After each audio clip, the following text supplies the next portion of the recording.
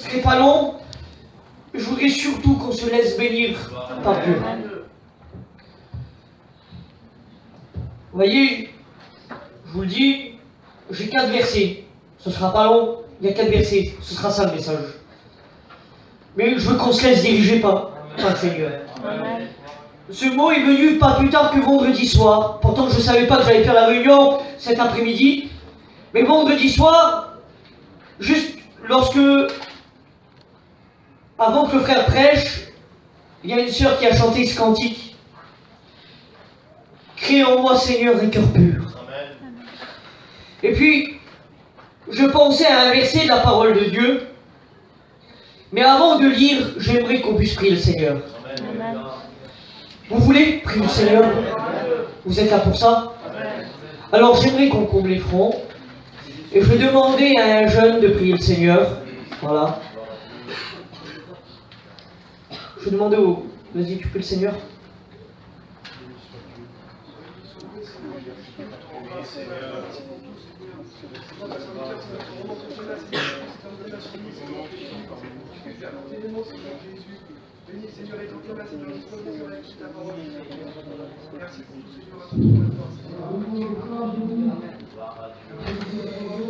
Dans Éphésiens 2:10, il est dit que Dieu a préparé des œuvres d'avance afin que nous les mettons en pratique.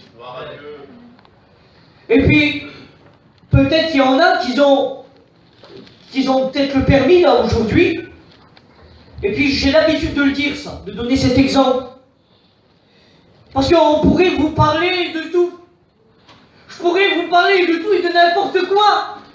On serait capable de vous parler. Mais la parole de Dieu, ce n'est pas une histoire de savoir simplement. Mais c'est une histoire aussi de pratique. Alors, lorsqu'on passe le permis se passe en 2 catégories. C'est qui a le permis là? Levez la main. Donc, il y en a quelques-uns. Le permis se passe en 2 phases. Il y a la phase théorique. Ça, c'est le code. C'est j'apprends les panneaux, j'apprends les signalisations, les interdictions, les obligations. Et il y a le côté pratique. Ça, c'est je suis au poste et maintenant je dois mettre en pratique ce que j'ai appris. Et imaginez-vous, un moment, vous passez le code, imaginez-vous juste ça. Vous passez le code et vous arrivez à faire 0 faute. C'est-à-dire, sur 40 questions, vous répondez juste. Vous connaissez tout par cœur. Et d'un coup, vous passez le code, là, on vous donne la feuille, favorable, 0 faute, l'as des as, vous connaissez tout. Et maintenant, vous mettez au poste d'une voiture, et vous allez vous mettre à conduire. Et là, la première contrôle, gendarmerie, sur le bord, vous allez être content, grand sourire, permis de conduire, et puis vous allez donner juste la feuille du code, là, marqué dessus 0 faute. Monsieur, ou madame, ou mademoiselle, pour certains, il ne vous est pas permis de conduire ce véhicule. 0 faute, tu sais lire ou quoi? Je connais tout par cœur, moi. Hein. Oui, mais votre savoir ne vous permet pas de mettre en pratique. Il ne vous permet pas parce que vous n'avez pas la pratique. Alors aujourd'hui, on voudrait faire, mais on ne sait pas. Ou du moins, on sait, mais on ne fait pas. Donc il faut qu'on aille l'équilibre. Je sais, je mets en pratique. Et il y a un passage de la parole de Dieu qui m'a touché. C'est celui-là. On le lit ensemble. Est-ce que vous avez 10 minutes à donner à Jésus? Amen. 10 minutes, ça vous va? Écoutez. Acte 13, verset 21. C'est Paul qui va parler, un homme de Dieu, qui va parler dans une synagogue, dans une église, on va dire. Ils demandèrent alors un roi, et Dieu leur donna pendant 40 ans Saül, fils de Kis, de la tribu de Benjamin. Puis l'ayant rejeté, il leur suscita pour roi David, auquel il a rendu ce témoignage, écoutez bien, c'est Dieu qui rend témoignage de cet homme. Il dit, j'ai trouvé David, fils d'Isaïe, homme selon mon cœur, qui accomplira toutes mes volontés. Dieu a choisi un homme selon son cœur pour accomplir ses volontés. Amen. Mais toi, jeune fille, jeune garçon, qu'est-ce que tu es venu faire à la Rodade? Qu'est-ce que tu es venu faire dans la mission? Dieu a préparé pour toi des œuvres et il voudrait que tu les accomplisses. Amen. Dieu a besoin de toi pour accomplir un plan. Dieu a besoin de toi pour accomplir une mission. Mais qu'est-ce que je dois faire? Qu'est-ce que je dois faire pour accomplir cette mission? Qu'est-ce que je dois avoir? Comment je dois m'y prendre? Comment connaître la volonté de Dieu? Et David est appelé l'homme selon le cœur de Dieu. Et pourtant, lorsqu'on regarde la vie de David, ce n'était pas un homme qui avait 2 ailes dans le dos et une auréole sur la tête. David, lui, ça lui est arrivé de pécher. Et David, lui, c'était un homme qui n'était pas exempt des problèmes. Et David, un jour, vous savez ce qu'il a fait? Il a commis un crime. Ça a été un criminel. Il a fait tuer un homme pour prendre sa femme. Il a fait quelque chose d'atroce. Et un homme comme ça, on l'appelle l'homme selon le cœur de Dieu. Il y a un problème là.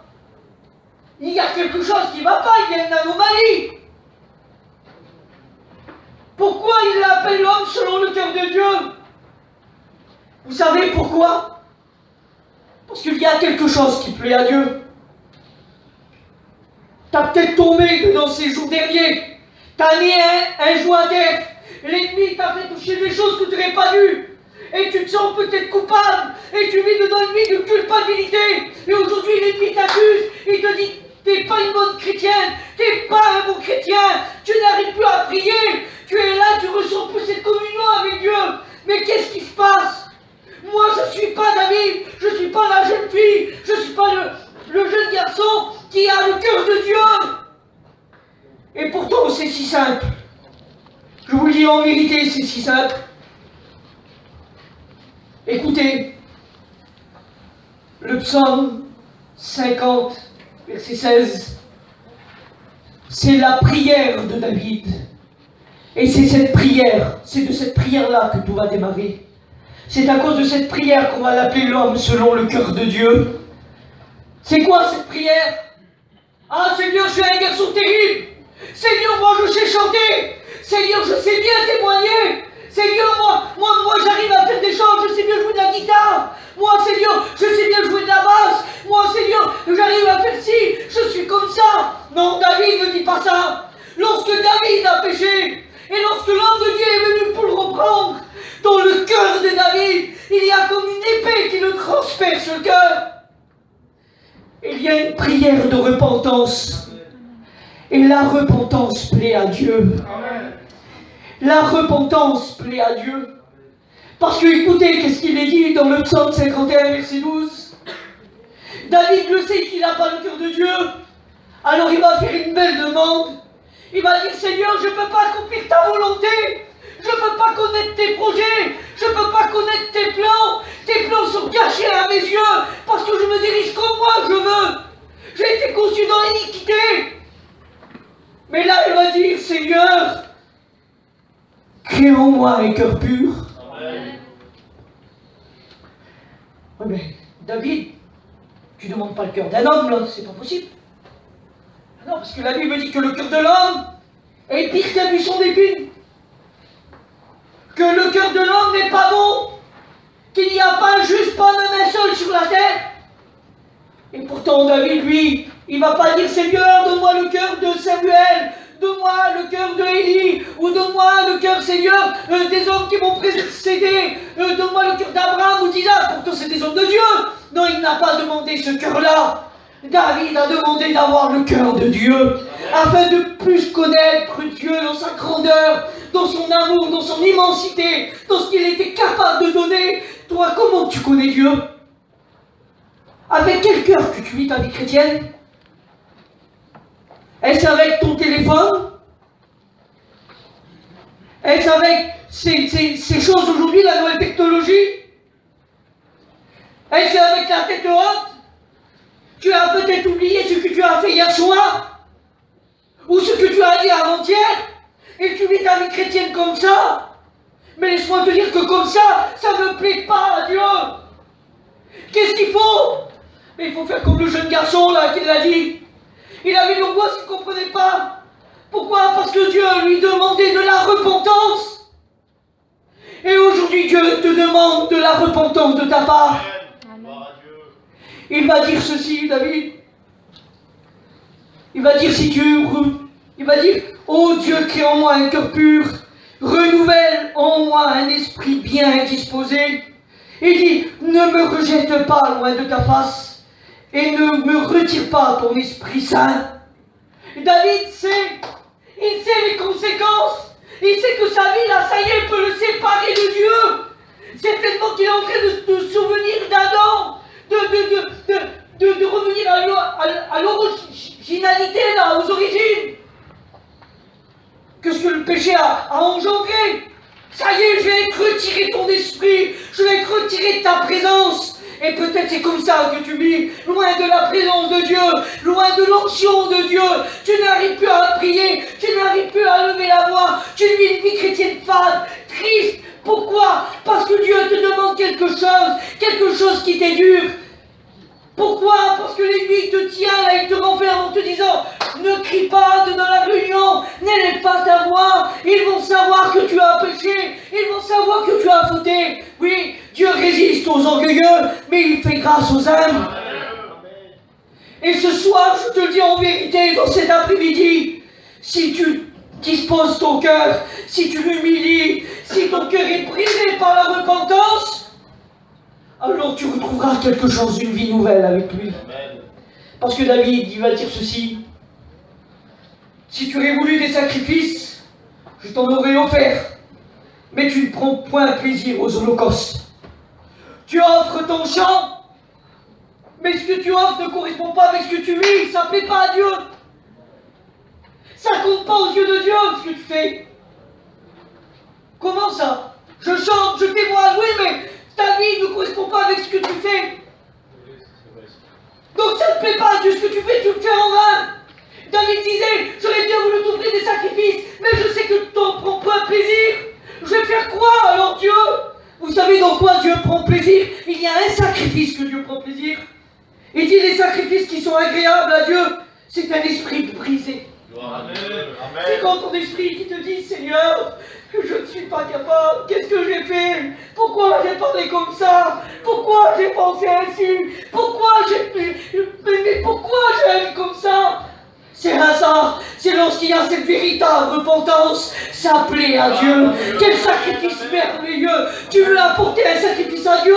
Arrête de chanter, arrête de témoigner. Mais ce soir, courbe ton cœur, courbe ton cœur, un Dieu rempli de repentance.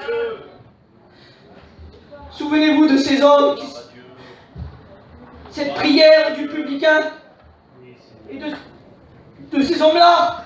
Disait Seigneur, tu vois, je ne suis pas comme le reste des hommes, moi.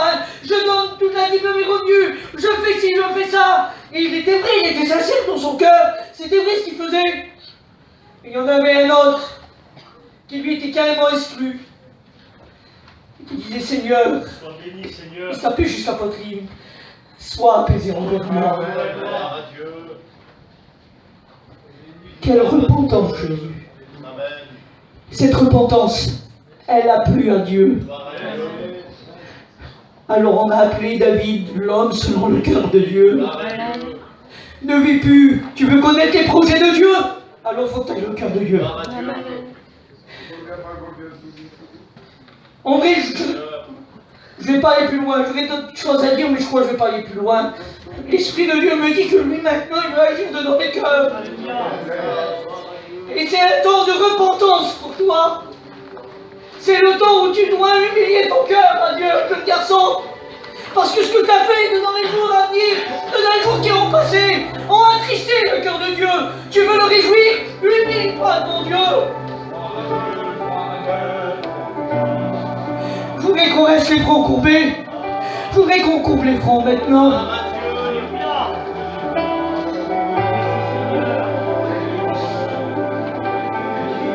Je demandais à notre frère qui vient nous chanter ce cantique.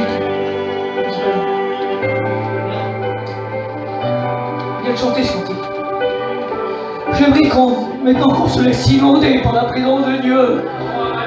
Et le Seigneur veut faire la plus grande opération. Il veut te donner ce cœur nouveau afin qu'il puisse brûler pour lui.